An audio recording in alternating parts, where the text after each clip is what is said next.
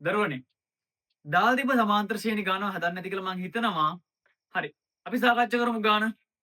ගාන මුලින්ම තියෙනවා සුරණි නවකතා පොතක් කියවන ලද්දේ පළමු දිනේ පිටු දෙකක්ද දෙවන දිනේ පිටු පහක්ද තෙවන දිනේ පිටු 8ක්ද ලෙස පෙර දිනට වඩා පිටු 3ක් වැඩි වන පරිදිය. හරි. ගාන පුතේ දියා තියෙනවා සමාන්තර ශ්‍රේණියේ මෙහෙම පද ටික පළවෙනියට 2යි දෙවෙනියට දරුවනේ ඊට වඩා 3කින් වැඩි 5යි ඊට පස්සේ 8යි. ඒ කියන්නේ 3න් 3ට වැඩි වෙන පිළිවෙල තමයි දරුවනේ මේ සමාන්තර ශ්‍රේණිය තියලා තියෙන්නේ. එහෙනම් අපිට ඊළඟ පදේ කොහොමද කියන්න පුළුවන් 8ට 3ක් එකතු වුණාම 11කම 33යි. ඒ කියන්නේ තව ඉදිරියට තියෙනවා. හරි. මුලින්ම අහනවා පළවෙනි ප්‍රශ්නය 8 වන දිනේ ඇය කියවන පිටු ගන්න සොයන්න. හරි. පුතේ අපි සමාන්තර ශ්‍රේණියක පදයක් හොයනවා නම් අනිවාර්යෙන් මතක තියාගන්න ඕන සූත්‍රය මොකද්ද? tn සමානයි a ධන n ඍණ 1යි d.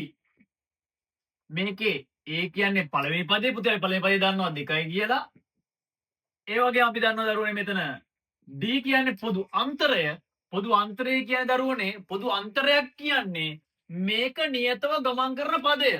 ඒ කියන්නේ එකතු වෙලා හෝ අඩු වෙලා යන පදය. හරි. අපි ගන්න කොහමද? පසු පදයෙන් පෙර පදය අඩු කරලා 5න් 2ක් අඩු කරපුවාම දරුවනේ එනවා 3යි. ඒ ගාන කියලා දෙනවා 3න් 3ට යනවා කියලා. එහෙනම් පුතේ 3යි. සරල දෙයක් ඒක. හරි. දරුවනේ අපි අහන්නේ මෙයා 8 වෙනි පදය. ඒ කියන්නේ n8යි. t8 අහන්නේ මම ප්‍රශ්න 8 කොහොමද දැම්මා. හරි. ආදේශ කරමු. t8 සමානයි a කියන්නේ 2යි n කියන්නේ දරුවනේ 8 අඩු කිරීම 1යි d කියන්නේ 3යි. දරුවනේ මෙන්න 8 එක කලුනහම දරුවනේ 7 7 වරක් 3 අපි දන්නවා ඉස්සලාම ගුණ කිරීම කරන්න ඕනේ 7 වරක් 3 දරුවනේ 21යි 21කට දෙයක් එකතු වුණාම 23යි. ඒ කියන්නේ දරුවනේ 8 වන දිනයේ පිටු 23ක් කියවලා තියෙනවා. හරි. අපි යන් දෙවෙනි ගානට. පිටු 35ක් කියවන ලද්දේ ආරම්භක දිනයේ සිට කීවෙනි දිනයේද? හරි.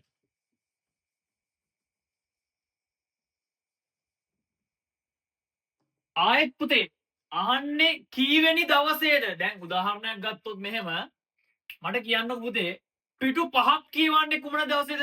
දෙවනි දවසේ. පිටු 8ක් කියවන්නේ කුමන දවසේද? තුන්වෙනි දවසේ. පිටු 11ක් කියවන්නේ කුමන දවසේද පුතේ? පිටු 11ක් කියවන්නේ 4 වෙනි දවසේ. අර පිටු 23ක් කීවෙනි දවසේද? 8 වෙනි දවසේ. ඒ කියන්නේ මොකද්ද රුණ මේ අහන්නේ?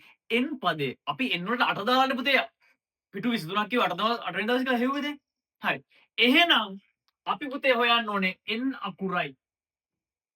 ආයෙ ලියනවා tn සමානයි a ධන n ඍණ 1යි d. tn අපි පදේ දන්නවා කීයද කියලා පිටු ගාන දන්නවා දරුවනේ. එහෙනම් මෙයා a කියන්නේ පළවෙනි පදේ 2යි n කියන්නේ n හොයන්න ඕනේ d 3යි.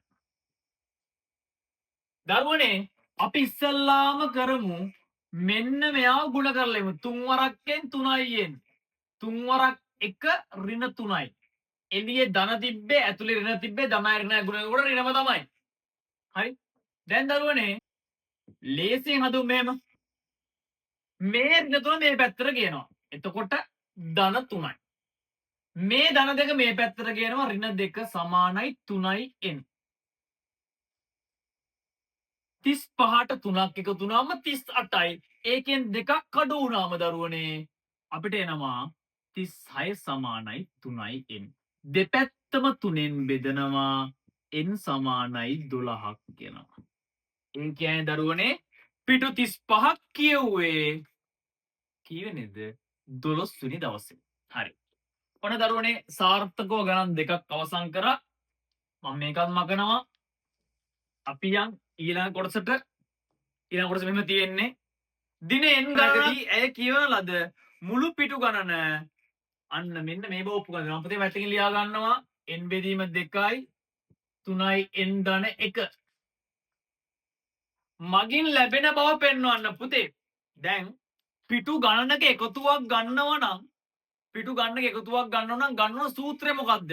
අපි ගමු මෙන්න මේ සූත්‍රය. Sn සමාන n බෙදීම 2යි 2යි a ධන n ඍණ 1යි d. මෙන්න මේ පදේ. අහන්නේ පිටු n ගණනක ඓක්‍ය ගැන මේ අහන්නේ.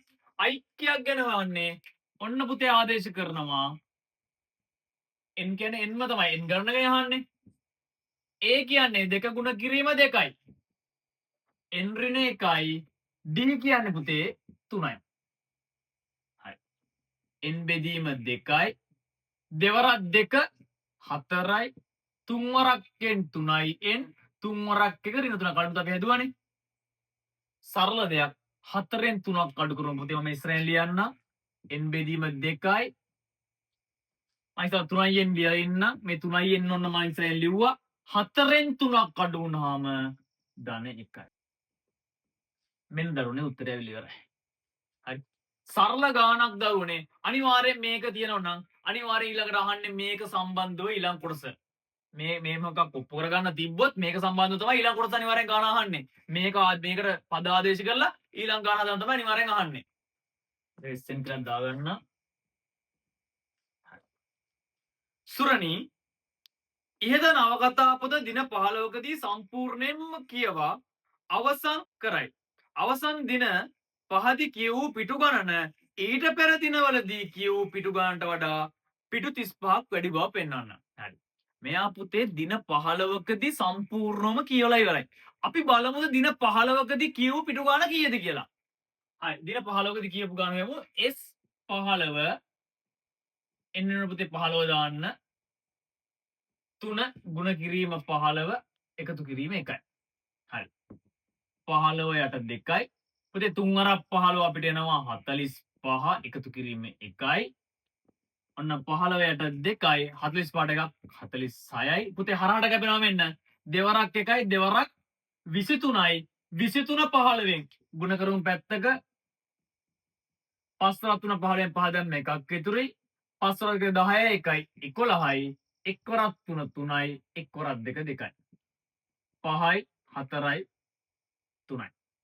පුතේ අපිට එන උත්තරේ 345යි. ඒ කියන්නේ දරුවනේ දින 15කදී 345යි. හරි.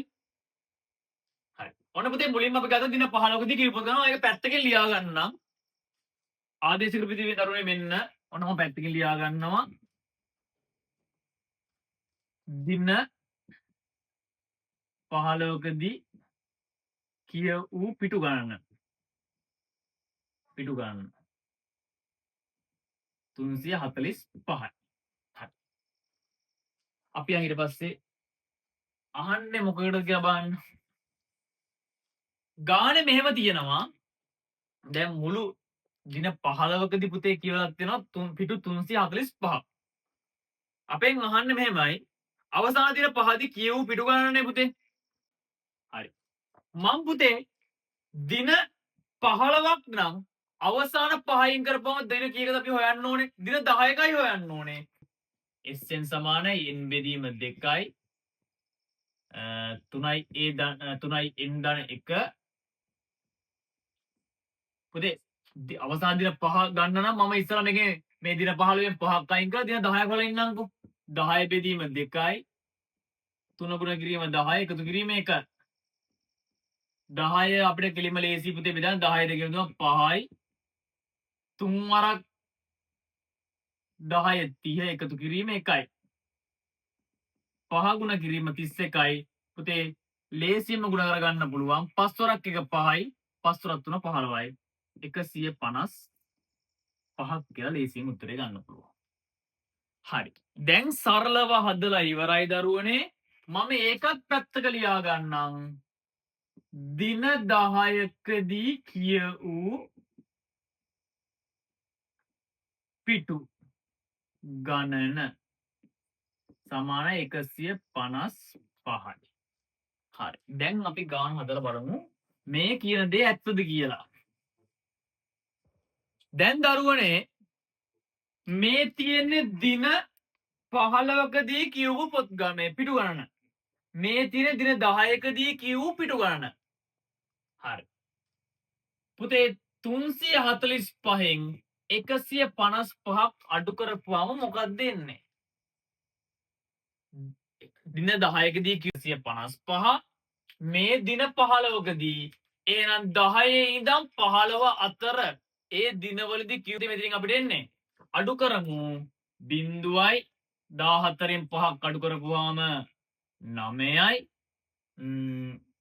දෙකෙන් කරපුවාම 1යි 190ක් එනවා දින 5කදී මේ දින 5කදී දරුවනේ පිටු 190ක් කියලා දෙනවා 10 වන දිනේ ඉඳන් 15 වෙනි දිනේ දක්වා 10 වන දිනේ ඉඳන් 15 වෙනි දිනේ දක්වා අපේ ගානෙන් අහන්නේ අවසාන දින 5 අවසාන දින 5ේදී කියූ පිටු ගණන මුල් දින 10ේදී කියූ පිටු ගණනට වඩා 35කින් වැඩි බව. මේ පුතේ අවසාන දින 5. අවසාන දින 5. මුල් දවස් තුල කියූ පිටු ගණන කීයද? මුල් දින 10ේදී අපිට ආව 155ක්. මේ දෙන්න අතර වෙනස ගමු. 10න් 5ක් පහයි පුතේ 8න් 5ක් 3යි මෙන්න අපිට එනවා 35යි කියලා. හරිනේ මෙන්න 35ක් බව පෙන්වනවා. ඔන්න සරලයි ගාන ලේසි අවසානයේ පොඩ්ඩක් හොඳ ගානක් තිබ්බා. හදා ගන්න පුළුවන් පොඩ්ඩක් වැඩිපුර හිතන්න. හැමදාම අපිත් එක්ක ගානක් හදමු.